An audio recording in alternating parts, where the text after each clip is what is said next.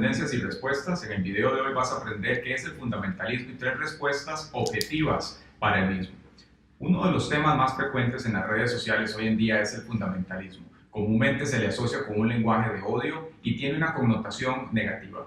Pero, ¿qué es el fundamentalismo? Vamos a la descripción del diccionario. El fundamentalismo en el diccionario nos dice que es el impulso o iniciativa que se adhiere a principios básicos de una doctrina. Es un movimiento eclesiástico que se aferra a las doctrinas esenciales de la fe cristiana. En tiempos modernos, esta palabra ha adoptado una connotación despectiva o una connotación negativa. Veamos un poco cuáles son los orígenes del fundamentalismo. Se habla del mismo tema, pero muchas veces no se contempla cuál es el contexto en el cual este término fue concebido.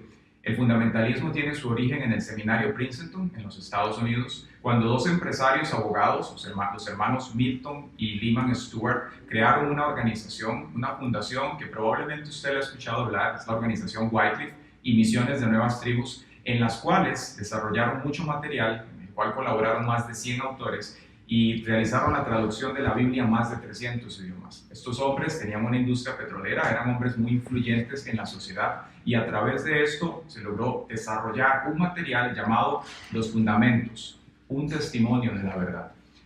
Este material o este esfuerzo que estos hombres desarrollaron tenían una serie de fundamentos iniciales o principios básicos, los cuales fueron distribuidos en todo Estados Unidos y básicamente establecieron 5 puntos principales sobre los cuales se desarrolló todo el concepto del fundamentalismo. ¿Cuáles fueron los puntos iniciales o los fundamentos iniciales que dieron origen al fundamentalismo? Son 5. El primero de ellos es la creencia en la divinidad. El segundo, el nacimiento virginal y la resurrección de Cristo.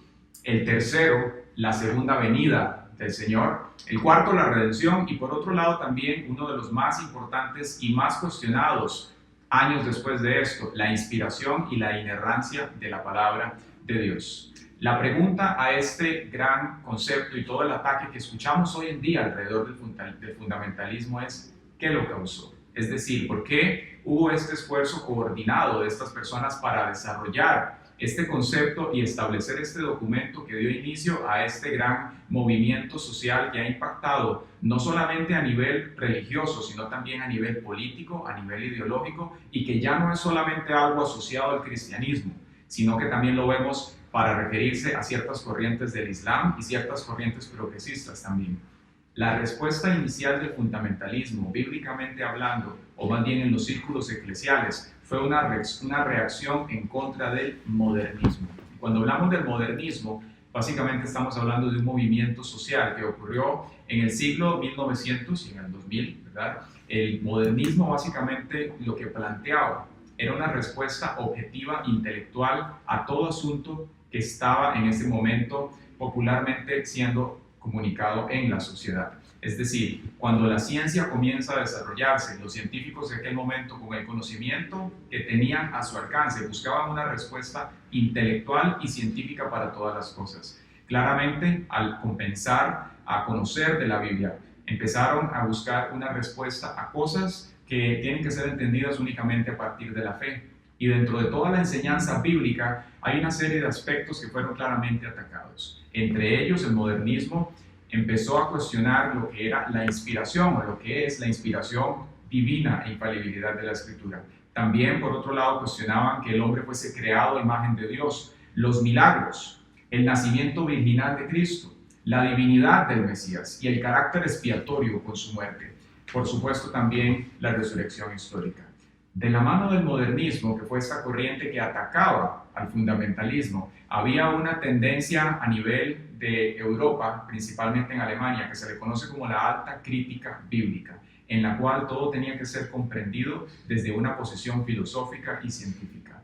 Muchas de estas respuestas a lo largo de los años han comenzado a ser respondidas. Sin embargo, en aquel momento, este movimiento marcó un precedente en el cual todo aquello en la Biblia que no tuviese una explicación razonable iba a ser cuestionado. Y de aquí es donde el fundamentalismo comienza a experimentar una redefinición, pero una redefinición no necesariamente en un diálogo, sino una redefinición negativa. por grupos opuestos a la fe cristiana y establecieron una serie de mitos alrededor del fundamentalismo y particularmente los grupos cristianos que en ese momento profesaban esta fe, en la cual nosotros hoy en día pues es nuestro marco de creencia.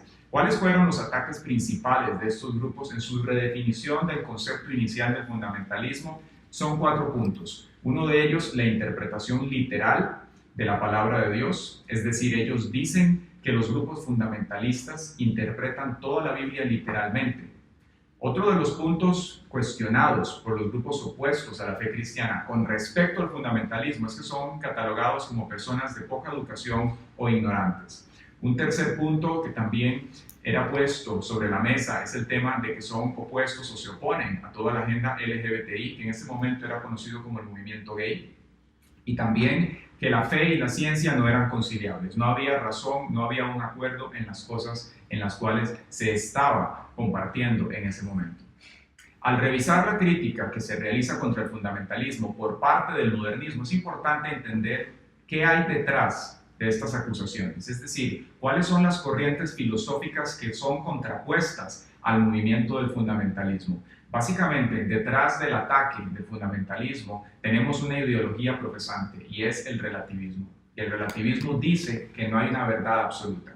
Y esto nos lleva a algo muy importante, porque si el modernismo y el relativismo son las conductas o las tendencias que van en contra del fundamentalismo original cuando se originó, sabemos entonces que hay una razón detrás de esto y es cuestionar la infalibilidad bíblica. Dado que en el relativismo no hay una verdad absoluta, la Biblia claramente es algo que en ese momento tenía que ser cuestionado y que no iba a tener una importancia delante de la sociedad científica emergente de los años primeros del 1900, del siglo 1900. Si comenzamos a estudiar las personas que se han expuesto al modernismo, que se expusieron en ese momento al modernismo, tienen una evolución, o más bien diríamos una involución en su forma de pensar.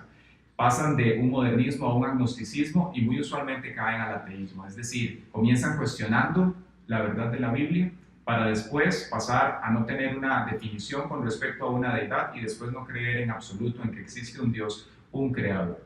Si pensamos más allá de esto, como iglesia y como personas que estamos buscando el comunicar el evangelio a las personas que están allá afuera, tenemos que ver cuáles son los efectos de una falsa percepción del fundamentalismo. Es decir, cuando el fundamentalismo comienza a ser percibido como algo negativo allá afuera, ¿qué es lo que va a causar en las personas que van a escuchar por primera vez el cristianismo? Va a tener un efecto barrera a la fe, por cuanto el fundamentalismo es expuesto como algo negativo, un movimiento de odio, un movimiento que persigue a las personas, nadie va a querer asociarse con lo mismo. Pero vamos a ver cuál debe ser la respuesta objetiva, 3 respuestas objetivas que tiene que tener una persona ante una acusación de fundamentalismo. La primera es que la Biblia es confiable y no cambia. La palabra de Dios dice en 2 de Timoteo 3:16, toda la escritura es inspirada por Dios y útil para enseñar, para redarguir, para corregir, para instruir en justicia. Esto nos quiere decir a nosotros que la palabra de Dios es eterna y que tiene un poder transformador en las personas, que no es algo que estamos descubriendo, sino que es la verdad de hace siglos, que viene siendo comunicada al ser humano y que muchos la hemos podido experimentar. Número 2, no todo en la Biblia, la iglesia lo debe interpretar literalmente. Si bien es cierto, hay cosas que según el contexto y género literario se deben interpretar literal, como no matarás, hay cosas en la Biblia que nos dice el Señor, por ejemplo, que Él es la puerta de las ovejas. Podemos comprender que hay una simbología detrás de esto. Por tanto, la acusación que se hace del fundamentalismo, en la cual supuestamente interpreta palabra por palabra literal, no es cierto.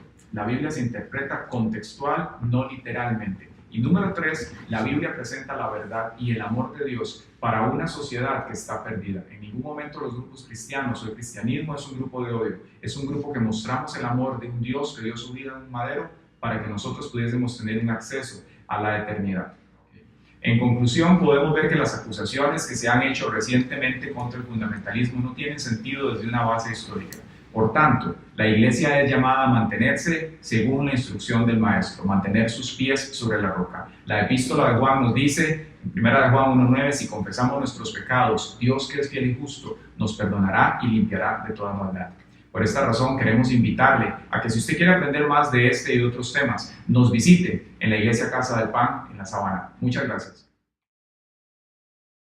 Esperamos que este video haya sido edificante e informativo. Queremos invitarle a que si tiene alguna pregunta de este tema la deje en nuestros comentarios y se suscriba a nuestro canal. De la misma manera, si tiene alguna sugerencia con algún tema en particular, puede hacérnosla llegar a través de nuestras páginas y redes sociales. Mi nombre es Gustavo Aguilar, soy el pastor general de la Iglesia Casa del Pan. Queremos invitarle a que nos visite en nuestros servicios dominicales en el Hotel Palma Real los domingos a las 9 de la mañana en La Sabana. Hasta pronto.